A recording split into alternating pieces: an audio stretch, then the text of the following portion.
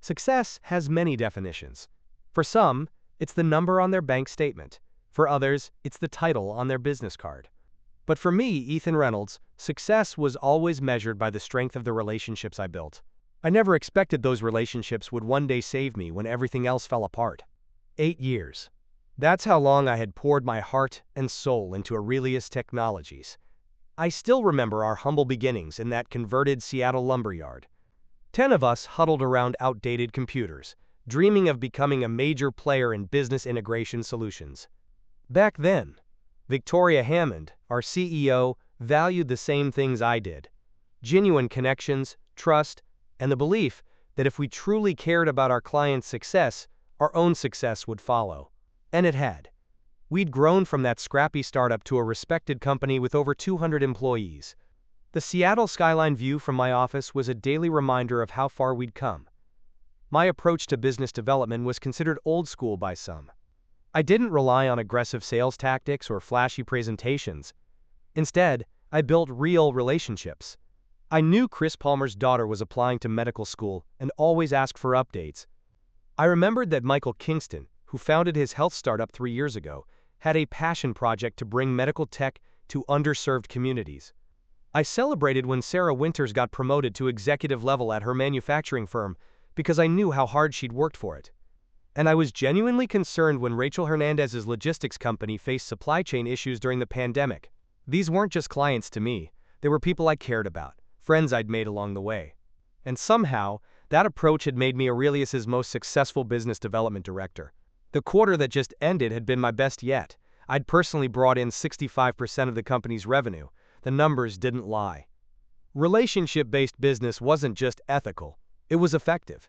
The glass award sitting on my desk, Top Performer Q4, gleamed in the afternoon light. I should have been celebrating. Instead, I found myself standing at my office window, staring out at the Space Needle in the distance, an inexplicable sense of dread washing over me.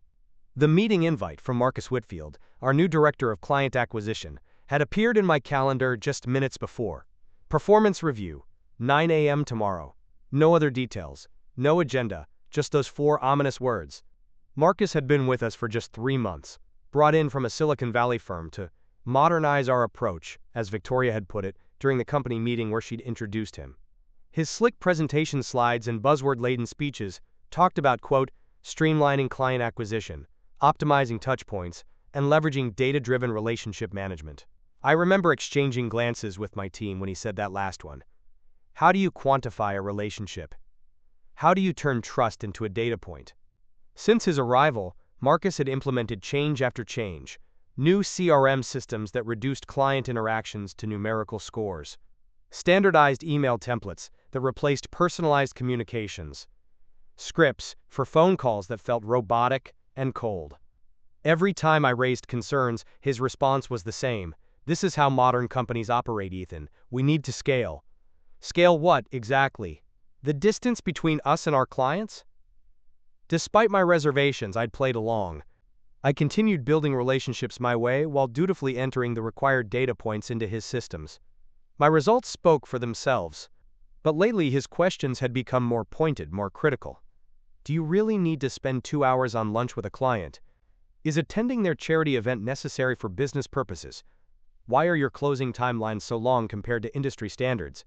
What he failed to understand was that the time I wasted building genuine connections was precisely why my clients stayed loyal, expanded their contracts, and referred new business. The dinner last week with Chris Palmer had been the clearest sign of trouble. Chris, my oldest client and friend, had been discussing a significant expansion of his contract, nearly double the current value. Then Marcus showed up unannounced.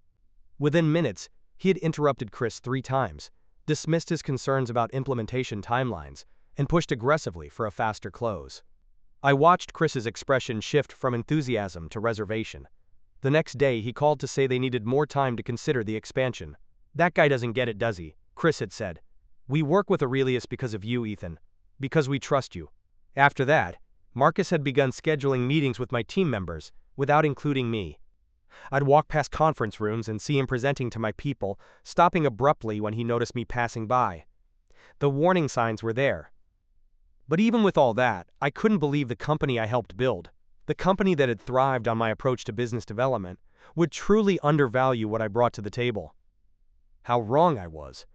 "We're going in a different direction," Marcus said with a dismissive smile the next morning, sliding the termination paperwork across the conference room table.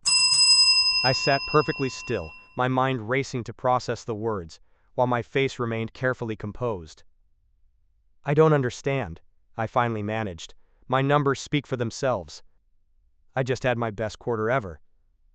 Marcus leaned back in his chair, his expensive watch catching the light as he gestured vaguely. "Numbers aren't everything, Ethan. Your methods are outdated. We need someone who embraces modern business development practices. Someone who can build a scalable system, not just a collection of personal relationships." The irony was almost laughable. After years of being told that results were all that mattered, I was being fired because my highly effective methods didn't fit someone's idea of how business should be done. "Victoria is aware of this decision?" I asked, my voice steady despite the hurricane of emotions brewing inside. "Of course. This comes from the top," Marcus replied with confidence I would later learn was completely unfounded. "You'll be given 2 weeks severance. HR will walk you through the exit process." And that was it. 8 years of dedication dismissed in a 5-minute meeting. The walk back to my office felt surreal. Colleagues averted their eyes as I passed. Some looked genuinely sad. Others seemed afraid, as if my fate might be contagious. I packed my things methodically, the awards, the family photos, the handwritten thank you notes from clients that meant more to me than any formal recognition. The HR representative stood awkwardly in my doorway, clearly uncomfortable with her assignment. "I'm sorry about this, Ethan," she whispered, when she thought no one could hear. "It doesn't make sense to any of us." I nodded, appreciating her small act of kindness in an otherwise cold process. As I carried my box to the elevator, I realized that the profound pain I was feeling wasn't just about losing my job. It was the betrayal. The casual discarding of not just my contribution but my entire approach to business. The implicit statement that relationships, real human connections, weren't valuable to Aurelius anymore. I walked out of the building I had helped fill with talented people over the years, clients I had brought in, and a culture I had helped shape. And as the doors closed behind me, I felt a strange sense of calm beneath the hurt. Because I understood something Marcus clearly didn't. My value wasn't in the title on my business card, or even in the revenue numbers I generated. My value was in the trust I had built, the relationships I had nurtured. And those would walk out the door with me. Have you ever given everything to someone or something, only to be discarded when it was convenient for them? That moment when you realize your loyalty meant nothing compared to someone else's agenda? Share your experience in the comments below, because sometimes knowing we're not alone in these painful moments is the first step toward healing. I was barely home when my phone began buzzing non-stop. Confused clients who had received impersonal emails about their new account manager. Friends concerned about what had happened. The first call was from Chris Palmer. "What the hell is going on over there?" he demanded without preamble. "I just got the most robotic email saying you're no longer with the company, and someone named Jordan will be handling my account from now on." I sighed, settling into my couch as the reality of my situation continued to sink in. "They let me go this morning," I said simply. "Apparently, my approach to client relationships is outdated," Chris snorted in disbelief. "Are they insane? Your approach is the only reason we've stayed with Aurelius all these years. I don't care about their fancy software or their metrics. I care that when we had that security breach last year, you were in our office at 2 a.m. helping us manage the crisis." Similar calls followed throughout the day. Michael Kingston expressed outrage. Sarah Winters was baffled.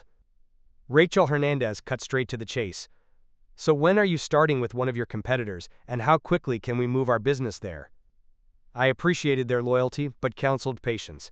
"Don't make any hasty decisions," I advised each of them. "You have contracts to consider, and I need to figure out my next steps." But their responses made one thing clear. Their loyalty had never been to Aurelius Technologies. It had been to me, to the trust we had built together. The most unexpected call came 3 days later, from Olivia Chen, VP, at Nexus Solutions, Aurelius's biggest competitor. I heard what happened, she said. I've always admired your work, Ethan. Would you be open to coffee? We met at a quiet cafe near Lake Union. Olivia was refreshingly direct. I've been trying to poach you for years, she admitted with a smile.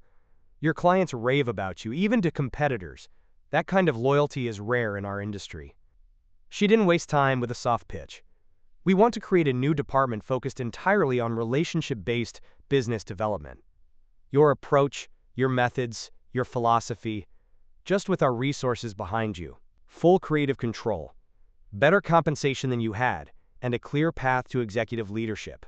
The offer was flattering, but I was cautious. I won't poach my former clients, I said firmly. If they choose to follow me, that's their decision, but I won't actively solicit them. Olivia nodded, respecting my boundary. We wouldn't expect you to. Your ethical approach is part of why we want you. I took the weekend to consider, but the decision was clear. Monday morning, I accepted Olivia's offer. Meanwhile, the fallout at Aurelius was beginning. Without my direct outreach, my former clients were putting projects on hold, requesting contract documentation, declining meetings with their new account managers. Marcus's approach to damage control was revealing. Rather than addressing their concerns, Aurelius began implementing obstructive tactics. They're claiming we can't access our own data until the contract renewal, Michael told me during a casual lunch that was definitely not a business meeting. They've suddenly discovered all these termination penalties that weren't mentioned before, Sarah mentioned when we ran into each other at a charity event. They keep rescheduling our calls and sending junior people who don't understand our business, Rachel complained over coffee. I was careful not to advise them directly about their Aurelius relationships, but I did remind them of their rights. Your contracts have clear terms. You might want your legal team to review them, I suggested. 2 weeks into my new role at Nexus, Victoria Hammond herself called me. This has been a terrible misunderstanding, she began, her voice strained. Marcus never had authorization to terminate your employment. We want to make this right, Ethan. Come back as our VP of Client Relationships. Full autonomy. Significant raise, direct reporting to me. It was the vindication I might have longed for just weeks before, but something had shifted in me. I appreciate the offer, I told her, but I've made commitments to Nexus now. And frankly, Victoria, if you didn't know about my termination, it reveals a deeper problem at Aurelius. That decision should never have happened without your involvement. There was a long pause before she spoke again, her voice smaller. We've lost Palmer Corp and Kingston Health already. Winters Manufacturing is reviewing their contract, and Hernandez Logistics hasn't returned our calls in a week. That's nearly 40% of our revenue, Ethan. Tell me what I can do. The answer was simple but impossible. Go back in time and recognize the value of relationship-based business before it walked out the door. I think you need to reevaluate what matters to your company, I said gently, and maybe reconsider who's making key decisions. Over the next few months, I built something special at Nexus. A department that valued genuine human connection, that saw relationships as the foundation of business, rather than an inconvenient necessity. I hired people who shared that philosophy, including several former Aurelius employees who reached out after hearing about my new role. I never had to poach a single client from Aurelius. They found their way to me on their own, citing dissatisfaction with the increasingly impersonal service they received. Some were former clients I had relationships with. Others had simply heard from colleagues about our approach at Nexus. The contrast was instructive. While Marcus was implementing systems designed to extract maximum value from client relationships, we were building systems designed to create maximum value for those relationships. A year later, Aurelius Technologies was struggling. They'd lost over 50% of their client base and laid off nearly a third of their staff. Marcus had been quietly let go 6 months in. Victoria had tried to right the ship, but the damage was too extensive, the cultural shift too profound. When she called to discuss a potential acquisition by Nexus, I wasn't surprised. I was part of the executive team handling the negotiations. My only firm condition, fair treatment for all remaining Aurelius employees. No mass layoffs, no punishment for a culture shift they hadn't created. Walking into the Aurelius offices for the first meeting felt like stepping into an alternate universe, one where I had never left, but everything had changed anyway. The energy was different, subdued. The innovation that had once made the company special seemed dimmed. Victoria met me in the lobby, the strain of the past year evident in her face. I should have known better, she said quietly, as we walked toward the conference room. What Marcus was proposing sounded innovative, data-driven. but he didn't understand our business at its core. Which is, I prompted, though I knew her answer. Relationships, she said simply. Trust. The human element that can't be reduced to data points. After the acquisition was finalized, I took one last walk through the Aurelius offices, soon to be rebranded as part of Nexus. I stopped at my old office, now occupied by someone else. The view of Seattle was the same, but I was different. Standing there, looking out at the skyline now bathed in evening light, I felt a sense of completion. The empty space on the wall where my awards had once hung reminded me of an important truth. My value had never been in those plaques or in any title. It had always been in the connections I'd built, the trust I'd earned, and the integrity I'd maintained even when it would have been easier to compromise. Sometimes the greatest betrayals lead to our most important realizations. What painful experience taught you something valuable about yourself or about life? Let me know in the comments, and don't forget to subscribe for more stories of betrayal, growth, and hard-won wisdom. In the end, Marcus had done me a favor, though neither of us could have known it at the time. By severing me from a company that was losing its soul, he had freed me to create something more authentic, more aligned with my values. As Executive VP at Nexus, I now had the platform to demonstrate on a larger scale that business built on genuine human connection isn't just more ethical, it's more successful. On my first day leading the integrated teams, I gathered everyone together, Nexus veterans and former Aurelius employees alike. We're building something different here, I told them. A company that values relationships over transactions. Where metrics matter, but people matter more. Where success is measured not just in revenue, but in trust earned and value created. Some of the former Aurelius people looked skeptical. They'd heard similar speeches before, followed by contradictory actions. But I knew that over time, our approach would speak for itself. And it has. 3 years later, our division leads the company in both client satisfaction and revenue growth. The relationship-first model has been adopted across other departments. And the business leaders who once questioned my methods now send their teams to learn from us. I never sought revenge against Marcus, or celebrated Aurelius's downfall. That kind of vindication is hollow. Instead, I focused on building something better, something that might demonstrate a different way forward. In our algorithm-obsessed, data-driven world, genuine human connection has become not just a moral good, but a competitive advantage. My office at Nexus is larger now, with an even more impressive view of the Seattle skyline. But the most valuable things in it aren't the new awards or the executive title on my door. They're the handwritten notes from clients who've become friends. The photos of team celebrations after successful projects. The evidence of lives touched and trust built. Every morning I look out at that skyline and remember the day everything fell apart, when my carefully constructed professional identity was stripped away, revealing something more essential underneath. I'm grateful now for that painful revelation. It taught me that when you build your success on authentic relationships, no one can truly take it away from you. Because in the end, what looks like a devastating loss can sometimes be the foundation for something far more meaningful than what came before. If this story resonated with you, if you've experienced the painful growth that comes from betrayal and rebuilding, I'd be honored to hear your story in the comments. And if you want to join our community of truth tellers and wisdom seekers, please subscribe to Whispered Truths. Because when we share our stories, we never know who they might help through their darkest moments.